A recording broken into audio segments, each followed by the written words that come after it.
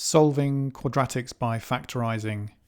So the main point about this is that if you have two things multiplied together that make 0, let's say we have a times b equals 0, then the only way that this is going to work is if either a is 0 or b is 0, because 0 times anything will make 0, and anything times 0 will also be 0. So the only way that a times b, when you multiply two things together, the answer can be 0, is if one of them is 0, or in fact both of them are 0. So we're going to use this idea to solve quadratics. Now, if we have a situation where we have a quadratic which has already been factorized into two brackets, then the solution is very easy, because we have basically two brackets multiplied together. So we can say that if one of the brackets is 0, then the answer will come out to be 0, because 0 times anything will be 0, or anything times 0 will be 0. So what we do is, once we have our brackets, we just let each bracket be equal to 0, and that will give us the solution. So in the first question, if x plus 1 was equal to 0, and we should know how to solve this, just take the plus 1 to the side, becomes a minus 1. One solution is x equals minus 1, because when I put minus 1 into this first bracket, minus 1 plus 1 will be 0, and 0 times whatever was in the other bracket wouldn't matter, the answer would be 0, so it's a solution. So now we put the second bracket equal to 0, so if x minus 3 was 0, then we take the minus 3 to the side, it becomes a plus 3. Okay. Now in the next question, again, we've got our two brackets that have to multiply together to make 0. So either x plus 6 has to be 0, in which case x will have to be minus 6, or the second bracket will be 0, so 2x minus 3 would have to be 0, would also give a solution.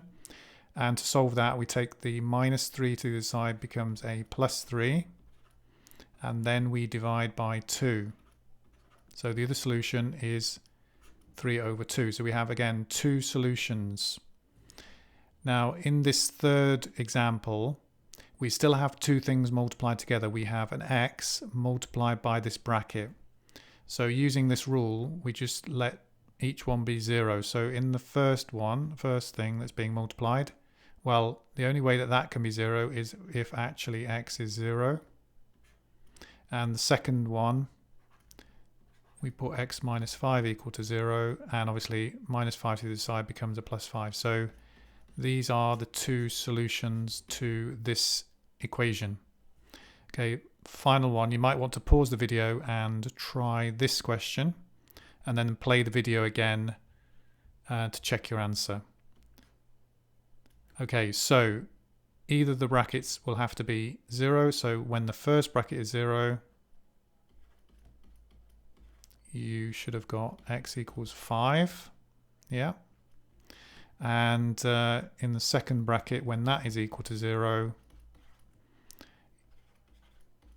you should have got minus 2/3. So these are my two solutions to this equation with the brackets.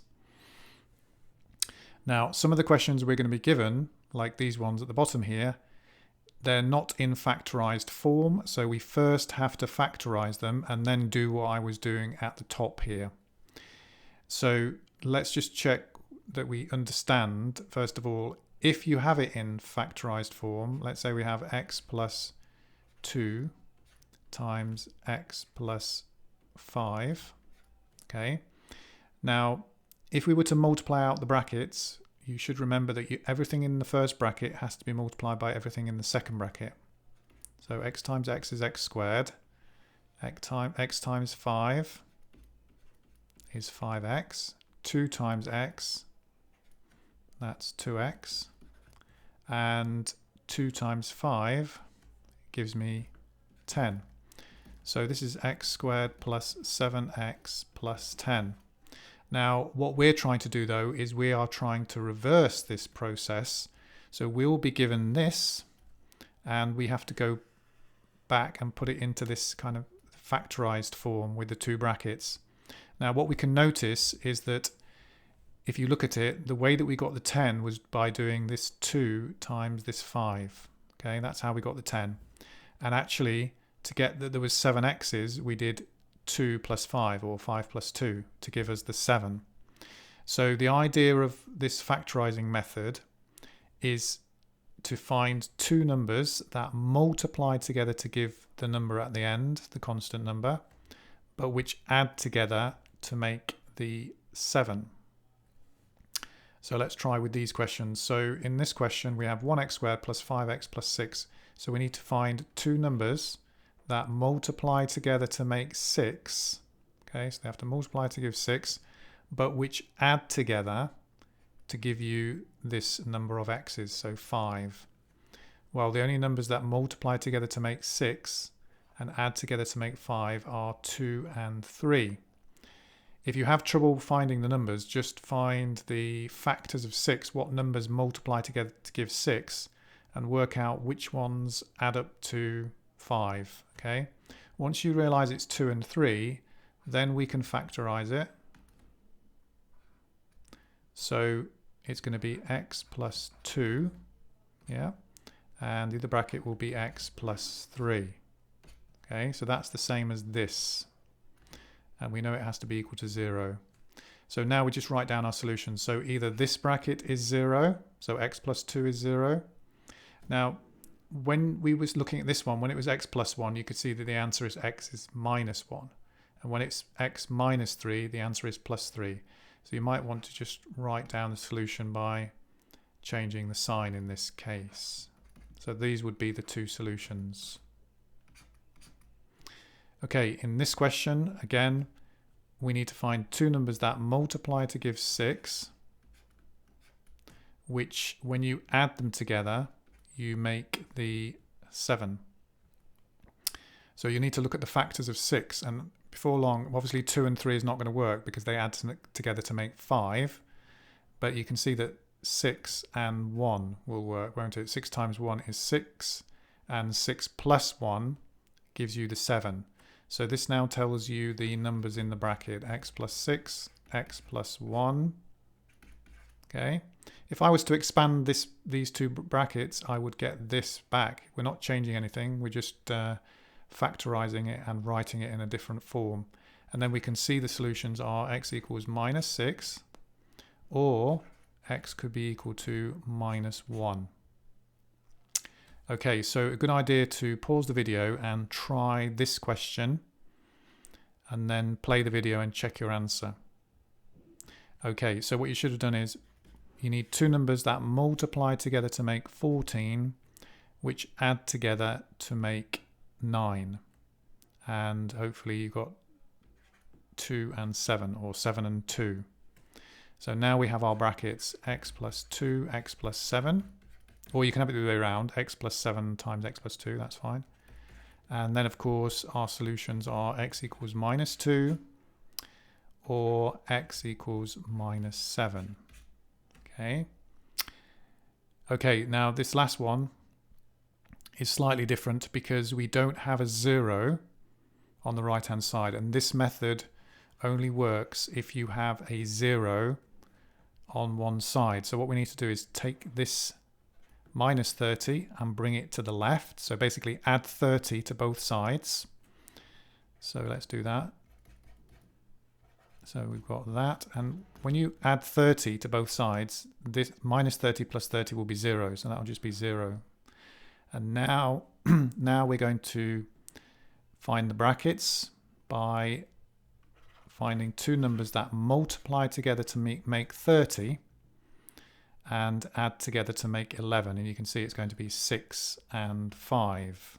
Yeah, 6 times 5 is 30. 6 plus 5 is 11. So the brackets are x plus 6, x plus 5. And so solutions are x equals minus 6 or x equals minus 5.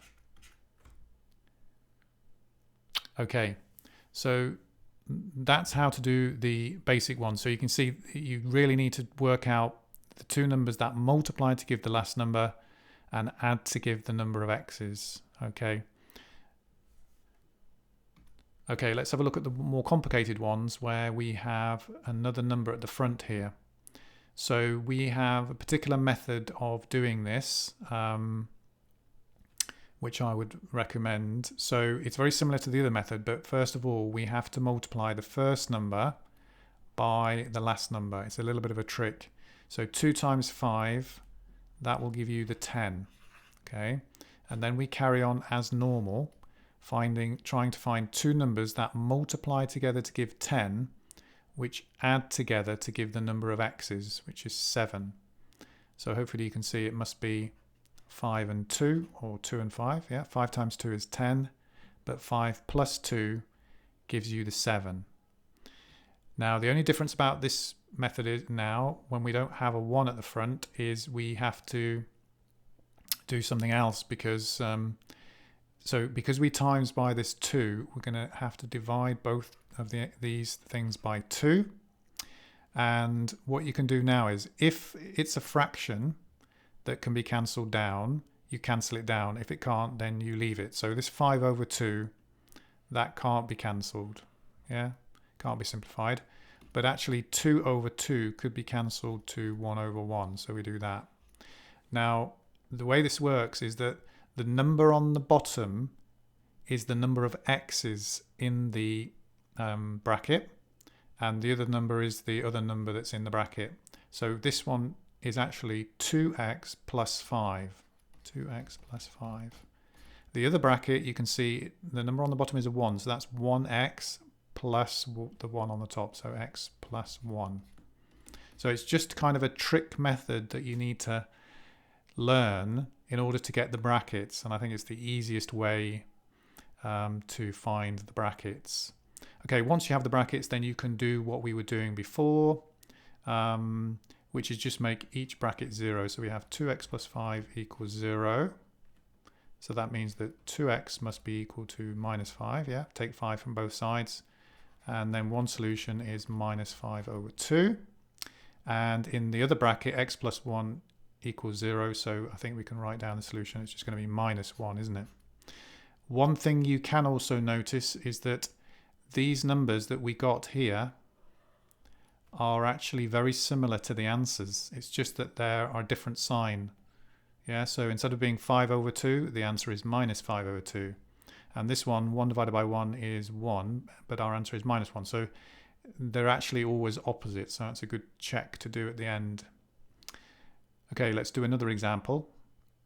So again, you have to start by multiplying the first number, the number of x squareds, by the last number. 3 times 20. Obviously that gives you 60. And now we need to find two numbers that multiply to make 60, but they have to add to make 17.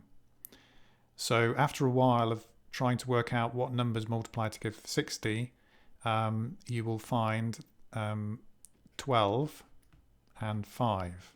Yeah, because 12 times 5 is 60, but 12 plus 5 gives you the 17. Okay.